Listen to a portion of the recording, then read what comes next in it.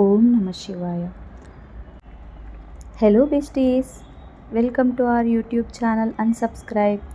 ఈ వ్లాగ్లో నేను మీకు ఒక పురాతన టెంపుల్ చూపిద్దాము అని అనుకుంటున్నాను. మీరు చూస్తున్న ఈ ఆలయం శ్రీ భువనేశ్వరి సమేత శ్రీ కోటేశ్వర స్వామివారి ఆలయం.